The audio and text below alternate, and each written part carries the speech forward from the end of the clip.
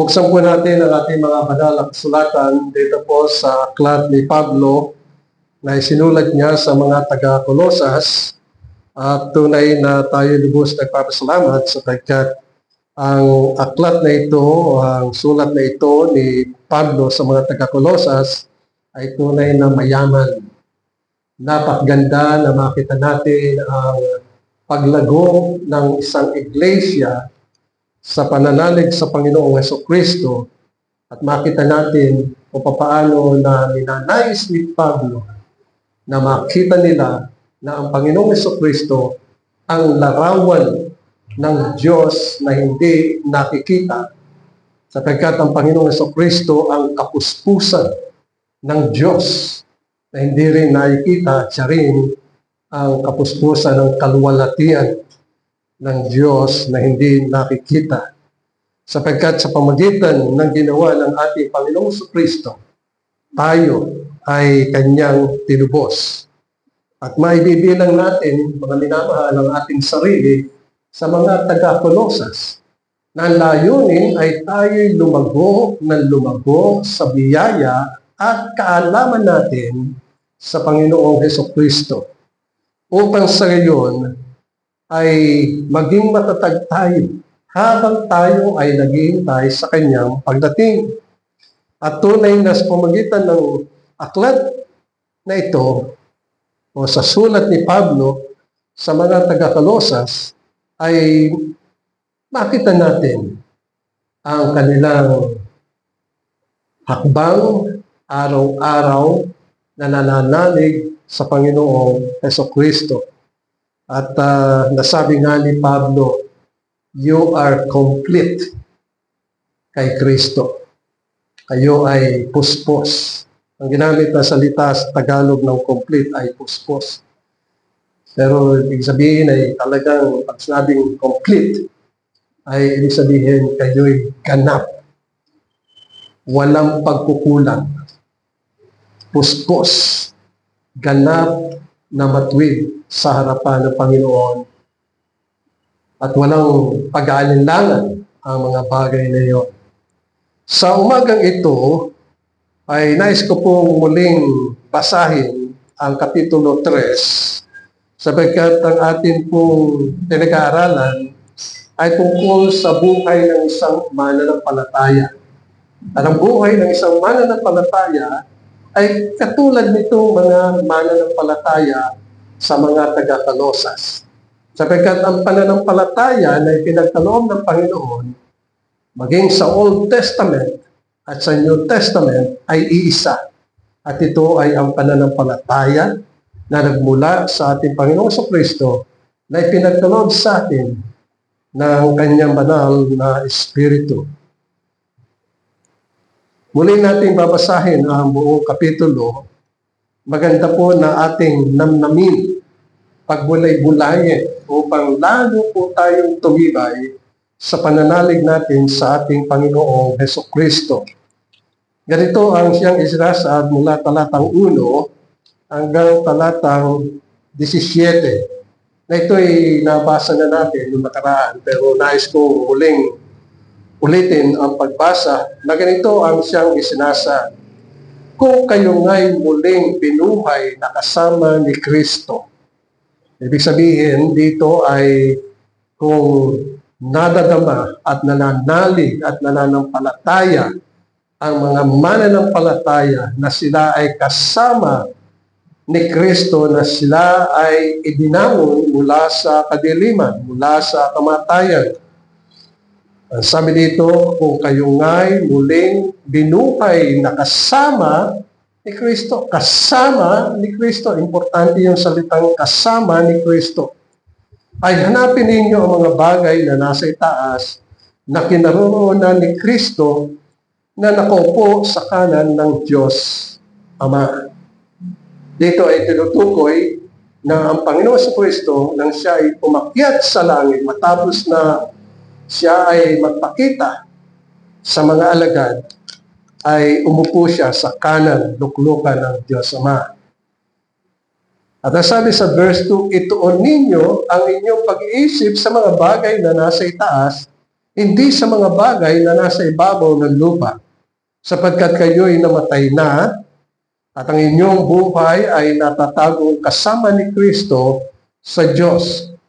Kapag si Kristo na inyong buhay ay nahayag, ay mahayag nga rin kayo na kasama niya sa kaluwalhatian.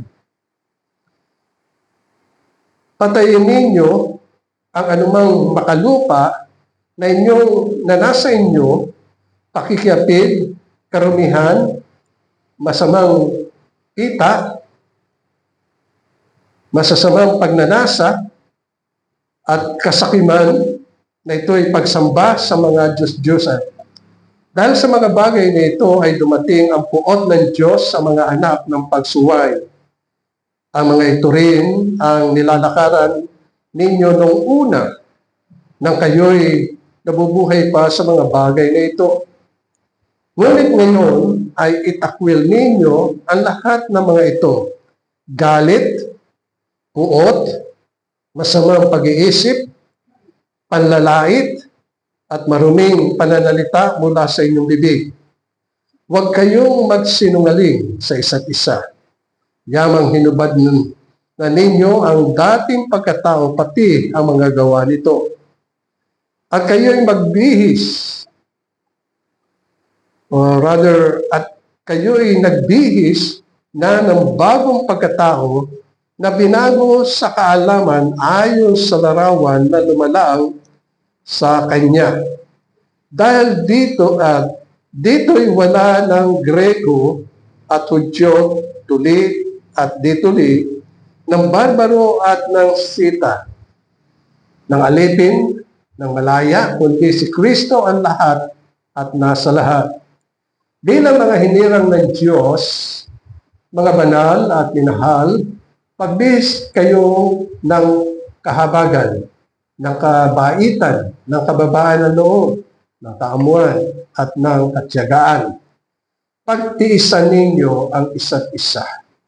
At kung ang sino man ay may reklamo laban sa kanino man, magpatawaran kayo sa isa't isa. Kung paano pinatawad kayo ng Panginoon, ay gayon din naman ang inyong gawin. At higit sa lahat ng mga bagay na ito, ay magbihis kayo ng pag-ibig na siyang tali ng kasakdalan, at maghari sa inyong puso ang kapayapaan ni Kristo na doon ay tinawag din naman kayo sa isang katawan, at kayo'y maging mapagsalamat. Manirahan nawang sagana sa inyo ang salita ni Kristo ayon sa lahat ng karunungan, magturo at magpaalalahanan kayo sa isa't isa sa pamamagitan ng mga salmo at ng mga himno at mga awiting spiritual na umaawit na may pasasalamat sa Diyos sa inyong mga puso.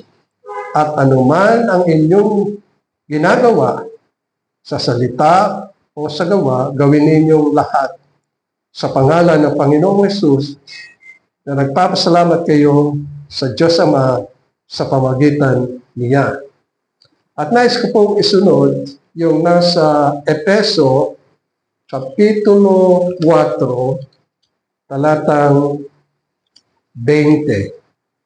Efeso, Kapitulo 4, talatang 20.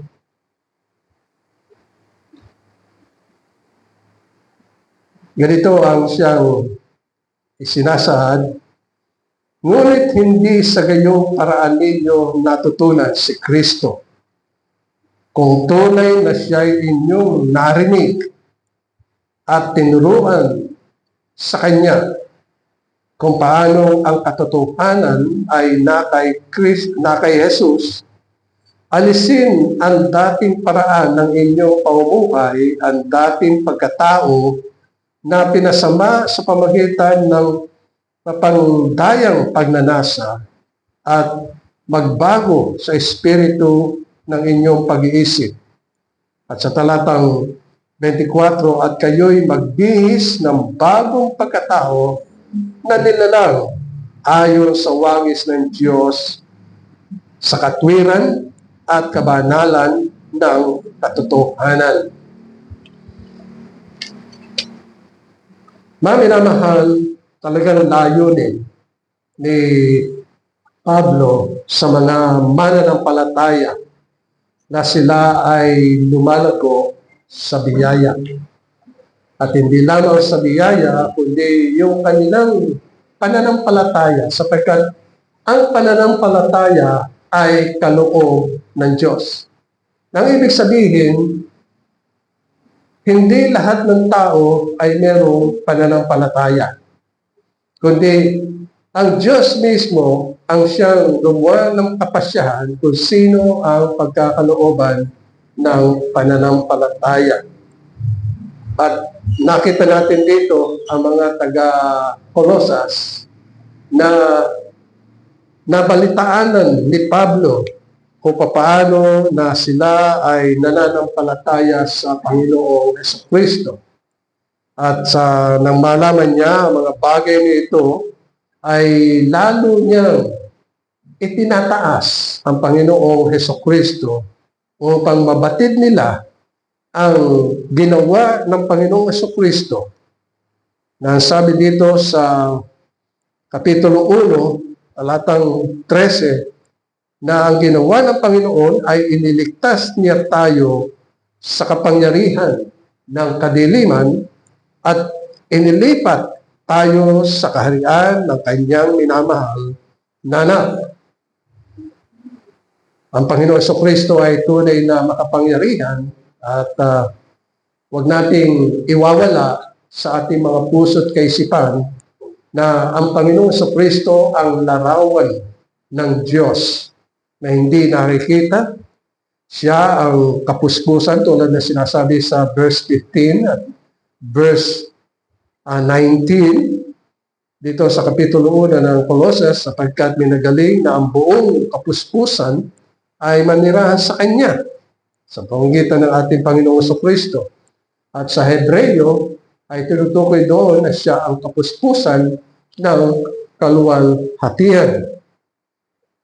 Kaya nga sa buhay ni Pablo, pinapahayag niya ang tungkol sa karanasan ng mga mananampalataya.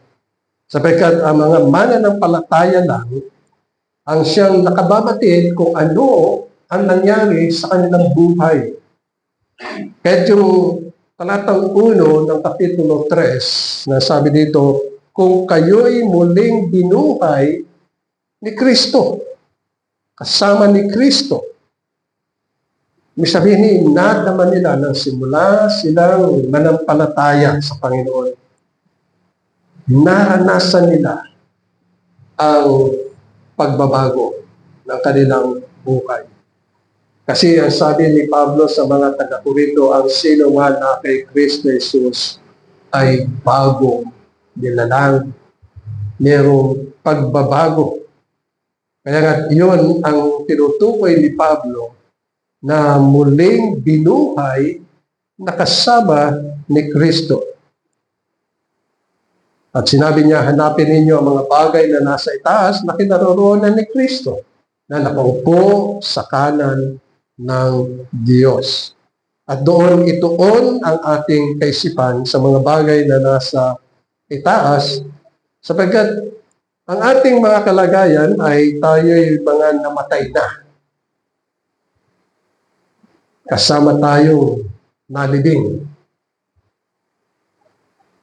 At hindi na tayo ang siyang nabubuhay, kundi si Kristo ang siyang nabubuhay sa ating puso, sa ating kaisipan. At dahilan dito ay ang sabi niya sa talatang 4, kapag si Kristo na inyong buhay ay nahayag. Ibig sabihin kung ang Panginoon sa Kristo ay nagpahayag sa inyo at ito ang ginawa sa inyo na kayo ay binuhay na maguli, sapagkat ang larawan na tinutukoy sa banal na kasulatan, dahilan sa kasalanan, ang lahat ng tao ay patay. Walang buhay. Sapagkat ang Diyos lamang ang may buhay. So walang buhay ang tao. Pero, ang sinasabi dito ni Pablo, ay dahilan sa pakikinig ng Ebanghelyo na nadama nila ang pagbabago. At ang sabi niya, kapag si Kristo na inyong buhay ay nahayag. Ito ay tunay na makapangyarihan sa buhay ng isang mananampalataya na nahayag sa kanya ang Panginoong Jesucristo. At nangusap ang Panginoon sa kanya na siya ay binuhay mula sa mga patay. Sapagkat ang Panginoong Jesucristo ang siyang umako ng ating mga kasalanan. Inako niya ito. Kung ating ipaliliwanag pa ng gusto, ang ginawa ng Diyos sa atin, yung lahat ng ating mga kasalanan, kinuha sa atin at ipinaako sa Panginoong Jesucristo. Namatay siya doon sa krus sa Kalbaryo. Dala-dala yung ating mga kasalanan, kasamaan, kalikuan, pagsalangsang sa kanyang mga kautusan, at yun ay kinamatayan ng ating Panginoon. Kailangan na maparusahan ang lahat ng mga nagkasala sa Panginoon. At ang kaparusahan ay kamatayan. Pero dahil lang sa awa ng Diyos, kahabagan niya, at pag-ibig niya, kinuha yung ating kasalanan at pinapasan sa Panginoon.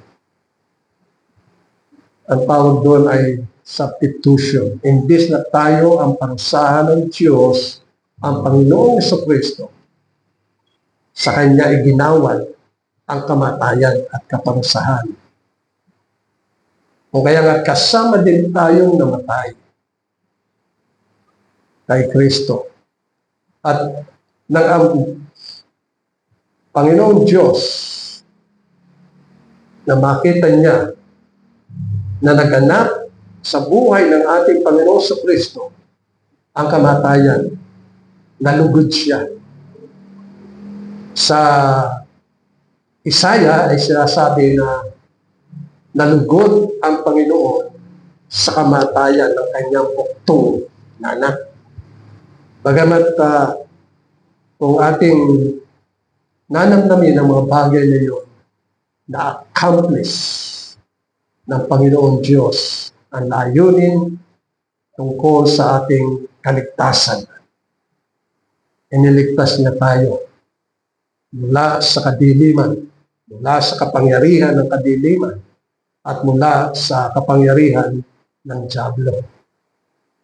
O kaya nga dito ay sinasabi ni Pablo, sapagkat kayo'y namatay na, at ang inyong buhay ay natatago kasama ni Kristo. At yun ang sinabi ni Pablo sa mga taga-Galacia, hindi na ako ang nabubuhay, kundi si Kristo ang nabubuhay sa akin. At ang buhay na ito ay kinabubuhay ko sa anak ng Diyos na nagmahal at nagmalasakit sa akin. So dito sa talatang 4, kapag si Kristo na inyong buhay ay nahayag, sabihin sa bawat mananampalataya nahayag ang ginawa ng Panginoon, kayo ang pinakamahusay na gawa ng Diyos. Binago ang bawat buhay. Hindi pwedeng baguhin ng Diyos ang buhay ng isang tao kung hindi sa pamamagitan lamang ng ating Panginoong Jesucristo. At kung binago, ang sabi niya sa talatang 4, ay mahayag namin kayo nakasama niya sa kaluwalhatian. Kaya pag dumating ang Panginoon, ang bawat mananampalataya ay mahayag dahil sa sila'y kasama sa kaluwalhatian na pagpapahayag ng ating Panginoong Jesucristo, sapagkat tayo ang katawan, tayo ang iglesia, tayo ang mga anak ng Diyos na kinupkop ng ating Panginoong Jesucristo. O kaya nga, dahilan dito, ang buhay ng isang mananampalataya ay pamumuhay na may pagbabago. Ito ang siyang isinasaad dito sa banal na kasulatan. Sapagkat simula sa talatang 5 hanggang sa mga sumusunod na mga talata, ay masusumpungan natin dito yung dati nating buhay. Iyan ang nililiwanag ni Pablo sa mga taga-Korinto na sabi niya sa Kapitulo 2 o ng Epeso rather, Epeso Kapitulo 2 na dito'y isinasaad ni Pablo sa talatang 1. Ang sabi niya, kayo'y noon ay mga patay sa inyong mga pagsalansang. Ibig sabihin, ito ang ating buhay na yun. Noon, no? Sumasalansang at mga makasalanan. At ang dating nilalakaran natin ay nasa talatang 2 na sinasabi sa Kapitulo 2 ng Epeso, na dati ninyong nilalakaran ayon sa lakad ng sanlibutan ito, ayon sa pinuno ng kapangyarihan ng himpapawid ng Espiritu na ngayon ay gumagawa sa mga anak ng pagsuway. At sabi sa talatang 3, tayong lahat ay dating nabubuhay sa gitna ng mga ito, sa mga pagnanasa ng laman ng ating ginagawa, ang mga nais ng laman, at ang pag-iisip. At tayo nooy katutubong mga anak ng kaputan na gaya naman ng iba. Iyon ang ating dating pamumuhay. Ngunit binago tayo ng Panginoon simula nang nagpahayag ang Panginoon sa Kristo sa atin na kanyang sinaad na siya ay namatay para sa ating mga kasalanan. At ngayon, ang ating pamumuhay ay hindi na pamumuhay ng isang makasalanan. Sapagkat nilinis na tayo sa pamamagitan ng dugo ng Panginoon sa Kristo at tayo ay mga ginawang banal sa harapan ng Panginoon. Ang Diyos ang may gawa noon. Siya ang naglinis ng ating mga kasalanan. At kung tayo ay nilinis, tayo ay mga banal. Ngayon, makikita natin dito, mga minamahal, sa turo ni Pablo ay meron tinatawag na lumang pagkatao at merong bagong pagkatao.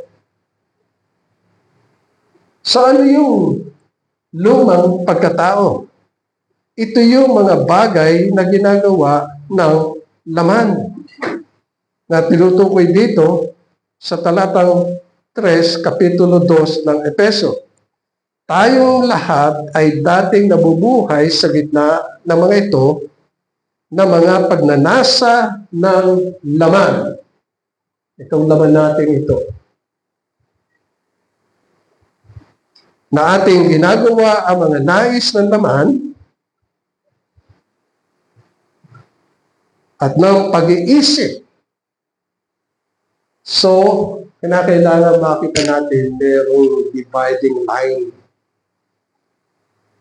Yung pagnanais ng laman at pagnanais ng ating espiritu o bagong pagkatao. Kinakailangan na meron tayong distinction. Kaya nga, sabi ni Pablo, patayin sa verse 5 ng chapter 3 ng Colosas. Sabi niya sa mga taga-Colosas, ngayon na kayo ay nananalig at nananampalataya sa Panginoon at ang dati niyong pamumuhay, kayo'y binago ng Panginoon, patayin ninyo ang anumang makalupa na nasa inyo at ito ay pakikiapid. Kasi itong katawang ito, mga minamahal, ay katawang panlupa. Nilalang tayo ng Diyos mula sa alabok at babalik din tayo sa alabok.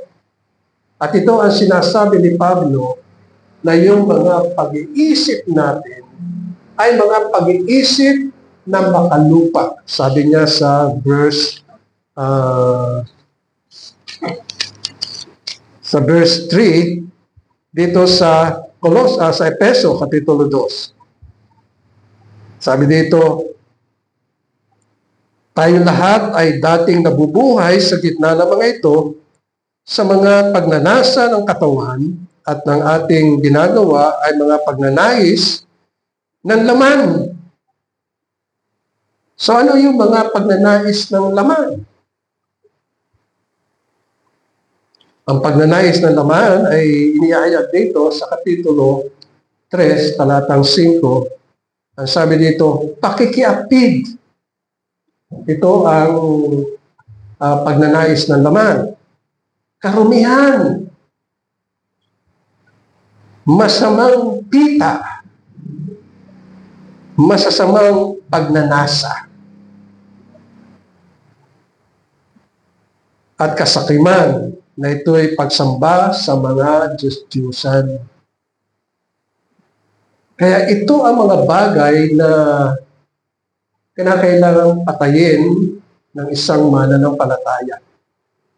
Hindi yung katawan ay yung papatayin. Hindi yun ang ibig sabihin, kundi yung gawa at yung mga iniisip na masama ay patayin. Sapagkat ang mga bagay na yun ay karumal-dumal sa harapan ng Panginoon. Ibig sabihin kung ikaw'y nagkakaisip na magbintang sa iyong kapwa, huwag kang magbintang. Kung walang katotohanan, huwag kang magmarites. Sa social media, ang daming marites. Kaya kung saan-saan tumatakbo ang mga balita. Sa mga bagay na yun, pag may nadinig kayo, alamin muna alin ang katotohanan. Yun ang pagpatay sa masasamang pag-iisip, masasamang pagnanasa. Yun ang mga bagay na tinutukoy sa banal na kasulatan. Minsan ay sa social media, aakitin kayo, ganito gawin mo, copy and paste. Para kang nagnanakaw at inililipat mo yung pera mo sa iyong wallet, sa social media. Sa mga bagay na yun ay kinakailangan patayin. Ano ang bagay na masama? Sabi dito ay patayin. Sapagkat ang bunga nun ay pagsamba sa Diyos-Diyusan. Yun ang tinutukoy dito sa banal na kasulatan. Bakit kinakailangan patayin? Sapagkat tayo mga minamahal ay binago na ng Panginoon. Yan ang sinasabi sa Ezekiel Kapitulo 36. Siguro ang inyong mga Bible ay lagyan nyo ng guhit na pula para sa tuwing kayo'y makakaisip ng mga bagay na napakahalaga, naka-red ang inyong mga Bible. Tingnan nyo ang gawa ng ating Ama na nasa langit, ang ating Diyos. Ang sabi niya sa talatang 36, sa Kapitulo 36, talatang 25, ako'y magwiwisik ng malinis na tubig sa inyo. Kayo'y magiging malinis sa lahat ng inyong karumihan at lilinisin ko kayong lahat sa inyong mga Diyos-Diyosan. Bibigyan ko kayo ng bagong puso, talatang 26, at lalagyan ko kayo ng bagong espiritu sa loob ninyo. Aking aalisin ang batong puso ng inyong laman at aking bibigyan kayo ng pusong laman. At sa talatang 27, ito ang pakikitungo ng Diyos sa kanyang mga hinirang. Ang sabi niya, aking ilalagay ang aking espiritu sa loob niyo. Kaya pag binasa natin ang Roma, ang sino man tao na walang espiritu ni Kristo, siya ay hindi pag-aari ni Kristo. So ang banal na espiritu ay ipinagkaloob sa mga mananampalataya. At sila'y ang mga binago ng Diyos. Kaya sabi dito, aking ilalagay ang aking espiritu sa loob ninyo. Ang banal na espiritu ang siyang magtuturo sa lahat ng ating mga gawain. Siya ang papatnubay. Siya ang nagpapabanal sa atin araw-araw, bawat sandali, bawat minuto, ang banal na espiritu. Sapagkat una, siya ay ipinagkaloob sa atin. Pangalawa, siya ay nananahan sa atin. Pangatlo, siya ay sumasa sa atin at hindi tayo pababayaan. At mananatili siya, pangapat, mananatili siya sa atin sa walang hanggan. At yun ang siyang pangako ng Panginoon. Maging ang Panginoon sa Kristo sa Kapitulo 17 o 16 ng Juan ay sinabi ng Panginoon ang tungkulin at gawain ng Banal na Espiritu sa buhay ng isang mananampalataya na labis na kinahabagan ng Diyos at labis na inibig ng Diyos na kanyang sinisinta sa walang hanggan ang mga mananampalataya. At sabi niya sa talatang 27 dito sa Ezekiel Kapitulo 36, aking ilalagay ang aking espiritu sa loob niyo at palalakasin ko kayo ng ayon sa aking mga tuntunin. At magiging maingat kayo sa pagsunod sa aking mga batas. Tunay na sinabi din sa talatang 28, kayo'y maninirahan sa lupaing ibibigay ko sa inyong mga ninuno, kayo'y magiging aking bayan at ako'y magiging inyong Diyos. Ito ang tipan ng Diyos sa mga mananampalataya. Ang pakikipagtipan ng Diyos ay walang hanggan bago pa itatag ang sanlibutan. At sinabi ng Panginoon, kayo ang aking bayan, kayo ang aking minamahal, kayo ang aking kinahabagan, kayo ang aking iniibig at itinatangi at sinisinta. At ako'y magiging inyong Diyos. Ganong kabuti, ganong kaganda ang kalooban ng Diyos. At sabi niya sa talatang 29, lilinisin ko kayo sa lahat ng inyong karunihan.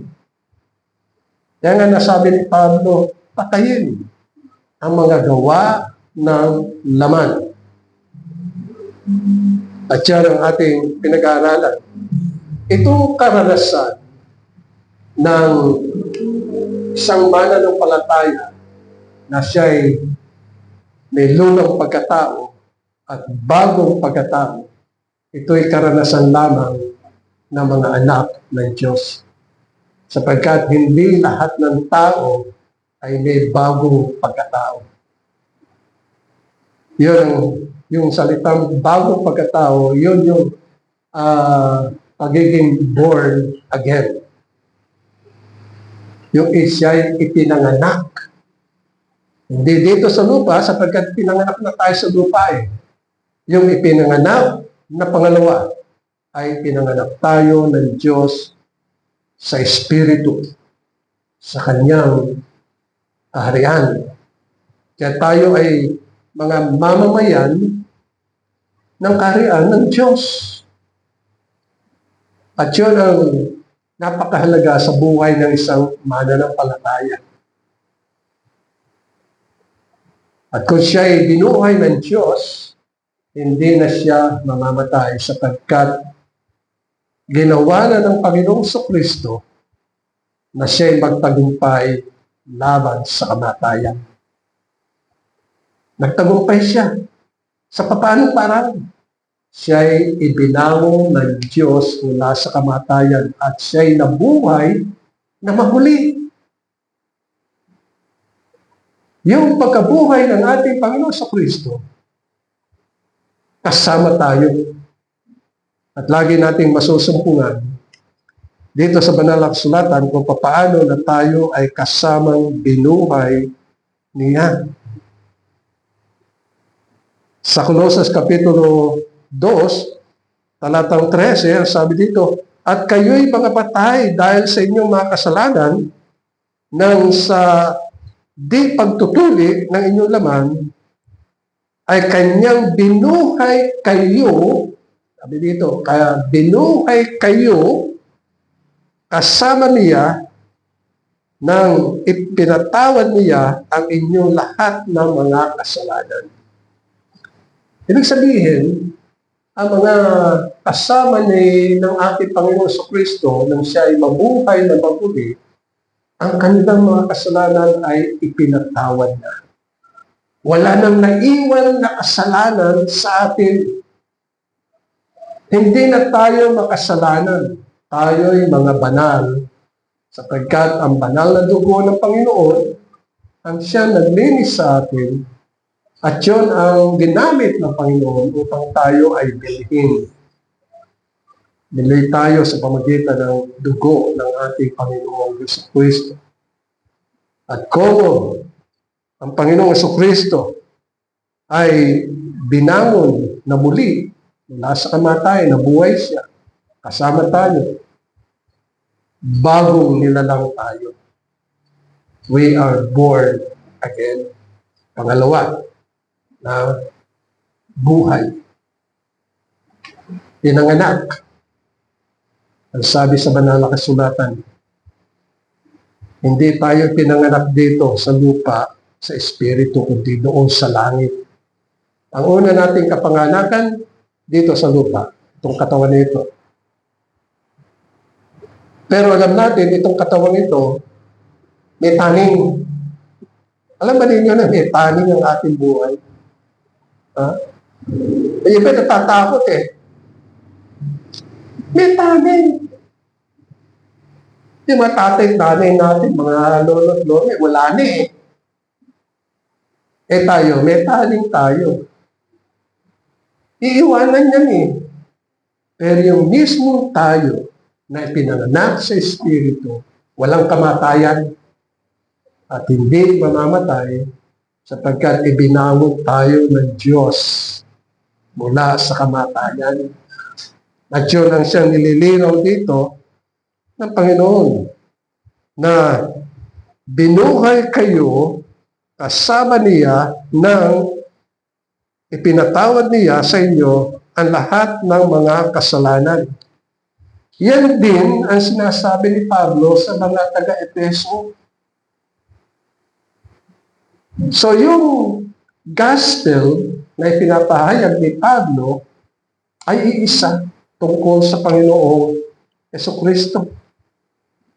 At sabi niya, sa talatang 4 ng Kapitulo 2 ng Efeso, ngunit ang Diyos, palibhasa ay mayaman sa awa dahil sa kanyang malaking pag-ibig sa atin. Maging noong tayo'y mga patay sa pamagitan ng ating mga pagsuway. So, nililino dito, yung dati nating buhay. Tayo'y mga patay sa pagsuway. Pero sabi dito, binuhay niya kayo kay Kristo. Sa pamagitan ng biyaya, kayo'y naligtas. Ito ay gawa ng Diyos. Kahit walang tao na makapagsasabi, siya'y born again. Tapos sasabihin pa ay petsa, ay, no, ako'y tumanggap sa Panginoon noon eh. High school pa yata ako, college, na born again ako. Maling katuruan yun, mga minamahal. Sapagkat hindi yun ang sinasabi sa banal na kasulatan.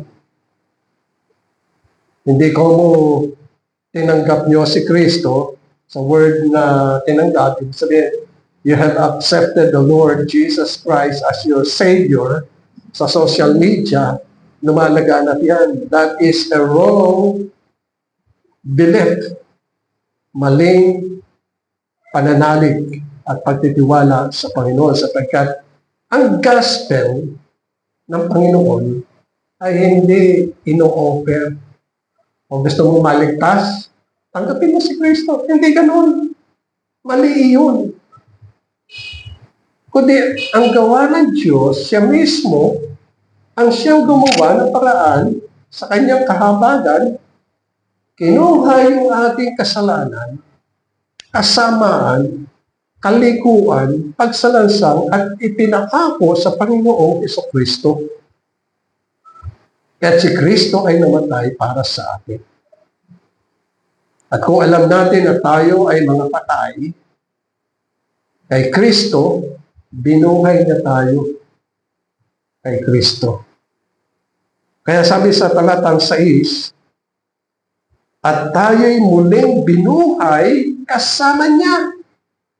Sinong niya? Ang Panginoong Jesucristo. At pinaupong kasama niya sa sangkalangitan kay Kristo Jesus.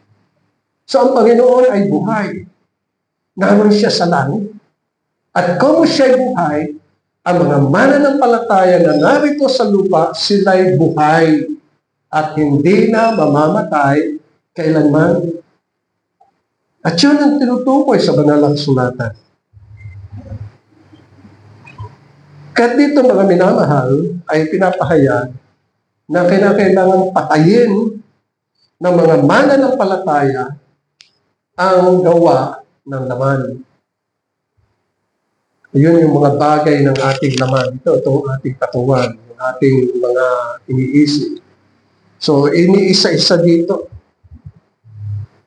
Kaya sabi sa talatang 6, dito sa Colosas, alam niyo ang katuruan ng Efeso, Kapitulo 4, at saka dito sa Kapitulo 3 ng Colosas, ay halos pareho. Isa lang naman ang gospel eh. Hindi pwedeng iba yung gospel nila, iba yung gospel nila, tayo iisa lang. Kung ano yung itinuturo ng ating Panginoong Jesucristo, yun lang ang ating gospel. Diyan makikita nyo ang napakaraming gospel na itinuturo ng iba. Ang gospel nila ay merong rapture. Wala naman sinasabi may rapture sa Bible eh. Tapos mag-ahari si Kristo literal sa lupa. Merong nabasa sa isang social media. Sabi niya, nako, ay kaibigan ko yun. Nako, talagang magra-rapture na. Eh, wala yung rapture eh. Yung nga isa naming kaibigan na malapit din sa amin eh. Kawawa naman si Pastor Trinidad, hindi naniniwala sa rapture. Eh, wala naman rapture eh. Na sinasabi ang banal na kasulatan. So, maling gospel yun. Iisa lang ang itinuturong gospel sa banal na kasulatan. At yun ay tungkol sa ating Panginoong Jesucristo. Kung ano ang kanyang ginawa sa ating. At dito yung pinag-aaralan natin at pinag-ahambing-hambing natin, ano ang katuruan ni Pablo sa mga taga-Efeso at Colosas? Isa, hindi nagbabago. Hindi ko mo taga-Efeso, iba yung katuruan niya. Ang iglesia niyo ngayon may sariling mga pananindigan. Ito ang gospel nila, ito ang gospel nila. Tayo, ang gospel natin ay reform. Na sinasabi sa banal na kasulatan, bakit reform? Sapagkat binago tayo ng Panginoon. Ang sino man na kay Kristo Jesus ay bagong nilalang at tayo'y binago ng Panginoon. At kung pinag-aaralan natin ang mga bagay na ito, gawa ng laman, hindi lamang sinasabi ni Pablo na abay, patayin ninyo ang mga gawa ng laman. Hindi lang yun. Kundi yung isa pang salitang masakit ay itakwil. Pero yung patayin at itakwil. Totally. Huwag nang gagawin ng mga laman ang mga bagay na ito sapagkat yun ang tinutukoy ng old man.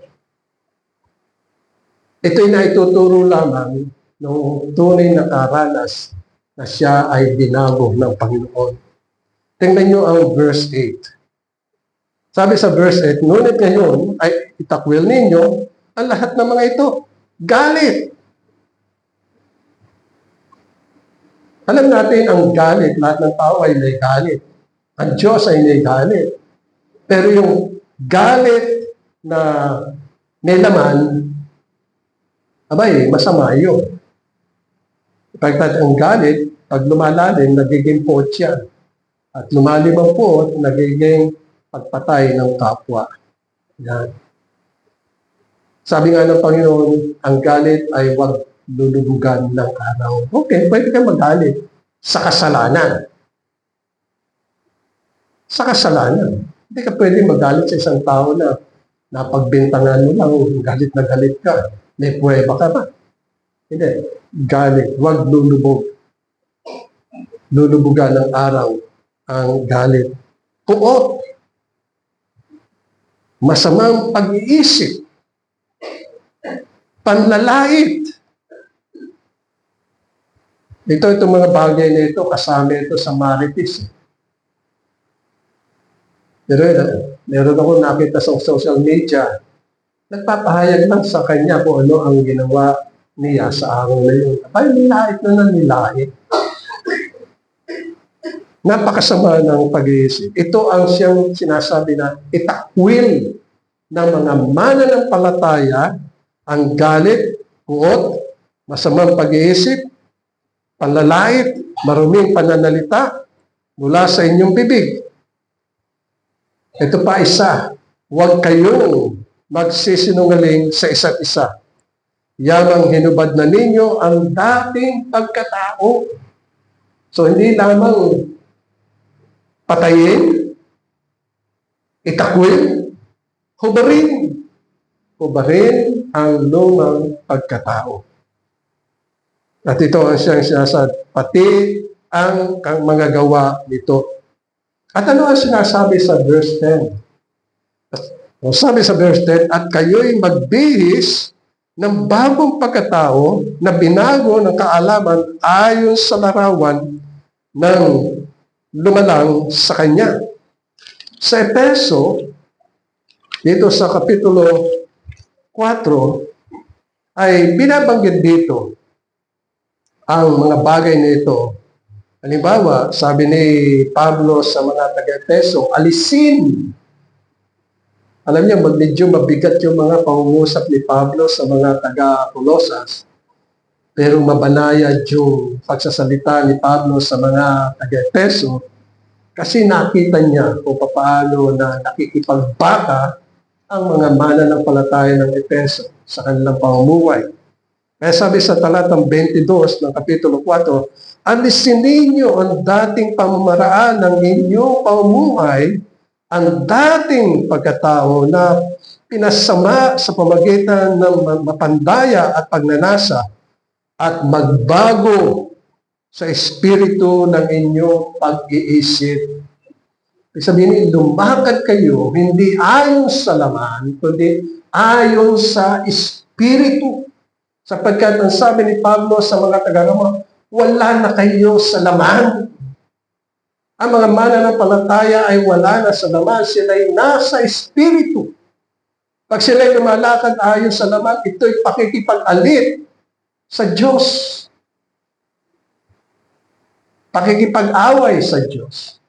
Ngunit kung kayo'y lumakad sa espiritu, kapayapaan at pagpapala at kalwalatian. Kaya sabi niya, at kayo'y magbihis ng bagong pagkatao na nilalang ayon sa wangis ng Diyos sa katwiran at kabanalan ng katotohanan. Kaya ang ginawa ng Diyos sa atin ay mga binago. Mula sa kasamaan, mula sa pagsalasal. At ano ang ginawa sa atin? Ginawa niya tayong bagong nilalang. So pag sinabing bagong nilalang, ibig sabihin taglay ang kabanalan. Ayon sa larawan ni Kristo. Sapagkat Sa Roma, Kapitulo 8, ay sinasaad doon na tayo ay binago ng Panginoon. At tinutukoy doon ang larawan ni Kristo. At ang larawan ni Kristo ay kabanalan, katwiran, at kaalaman. Yun ang binasa natin sa dito sa talatang 24 ay sinasaad na magbihis ayon sa wangis ng Diyos sa katwiran at kabanalan. Dito naman sa Kolosas ay sinasaad ang tungkol sa larawan na ang sabi dito ay verse 10, at magbihis ng bagong pagkatao na binago sa kaalaman ayon sa larawan na lumalang sa Kanya. At tayo lubos na nagpapasalamat sapagkat tayo ay binago ng Panginoon.